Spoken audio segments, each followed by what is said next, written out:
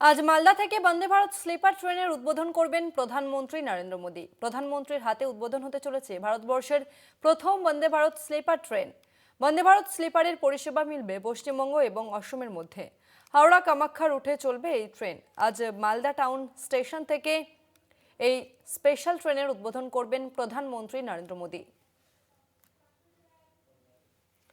আমরা বিস্তারিত জানবো, আমাদের সঙ্গে ফোন লাইনে রয়েছে প্রতিনিধি শাশ্বতী রায়। শাশ্বতী, দেখো, যেমনটা জানা যাচ্ছে যে প্রধানমন্ত্রী নরেন্দ্র মোদী তিনি নিজে উদ্বোধন করবেন এই সফর, এই ট্রেন, এবং সেক্ষেত্রে বন্দে ভারত স্লিপারের মতন একটি গুরুত্বপূর্ণ ট্রেন যেটি ভারতবর্ষের প্রথম, এবং এই ট্রেন যথেষ্ট উন্মাদনা ছড়িয়েছে যাত্রীদের মধ্যে, এবং ভারতীয় রেলের অন্যতম একটি ঐতিহাসিক ট্রেনের মধ্যে পড়ে এই Vande Bharat sleeper. Semi high speed এই ট্রেন 180 কিলোমিটার বেগে প্রায় 14 ঘন্টায় হাওড়া থেকে কামাখ্যা পৌঁছাবে।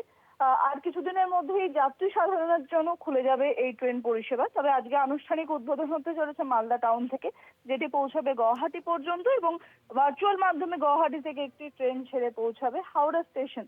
এছাড়াও 7টি অমৃত ভারত এক্সপ্রেসের উদ্বোধন করবেন প্রধানমন্ত্রী। তার সঙ্গে সঙ্গে 101টি অমৃত ভারত স্টেশন, যেটি পুনর্নির্মাণ করা হয়েছে শুধুমাত্র পশ্চিমবঙ্গ এবং আসামের ক্ষেত্রে, সেই অংশের স্টেশনগুলিরও আজকে শুভ উদ্বোধন করবেন প্রধানমন্ত্রী। কার্যত বলা যায় যে বিধানসভা নির্বাচনের আগে নতুন বছরে রাজ্যবাসীকে উপহার দিতেই প্রধানমন্ত্রীর এই সফর, এবং তাকে ঘিরে কিন্তু যথেষ্ট উন্মাদনা রয়েছে সাধারণ মানুষের মধ্যেও। কারণ বন্দে ভারতের মতন ট্রেন, যেই ট্রেনটির যথেষ্ট যাত্রী মানুষের মধ্যে যথেষ্ট তার প্রতি একটি উন্মাদনা, এবং সেই ক্ষেত্রে এই বন্দে ভারত স্লিপারকে ঘিরে দীর্ঘদিন ধরেই একটা পরিকল্পনা চলছিল, এবং এই ট্রেনটি প্রথমে নর্দার্ন ডিভিশনে চালানোর পরিকল্পনা থাকলেও আগামী দিনে যখন গত জানুয়ারির প্রথম 1লা তারিখে রেলমন্ত্রী ঘোষণা করেন যে এই ট্রেন উদ্বোধন করা হবে হাওড়া থেকে গুয়াহাটির উদ্দেশ্যে, তখন থেকেই কিন্তু আসাম এবং পশ্চিমবঙ্গবাসীর মধ্যে এই ট্রেনকে ঘিরে আলাদাই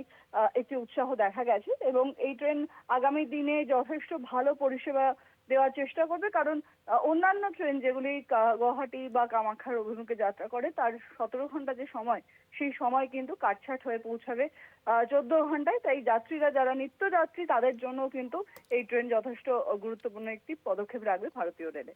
ধন্যবাদ শাশ্বতী।